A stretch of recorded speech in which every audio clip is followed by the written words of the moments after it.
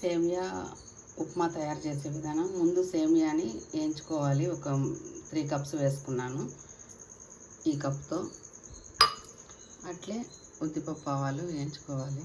ఆ తర్వాత ఆనియన్స్ వేసుకోవాలి. ఆనియన్స్, పచ్చిమిర్చి, జీడిపప్పు ఇలా బాగా వేగిన తర్వాత వాటర్ వేసుకోవాలి. 1 కప్పుకి 2 కప్పులు వాటర్.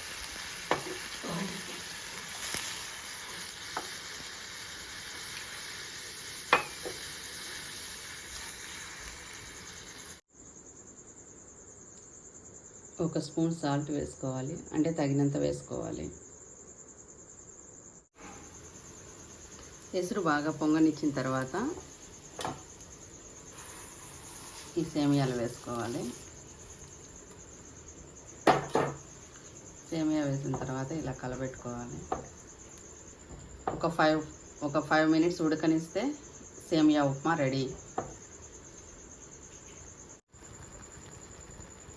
ఒక 5 మినిట్స్ తర్వాత ఉప్మా రెడీ.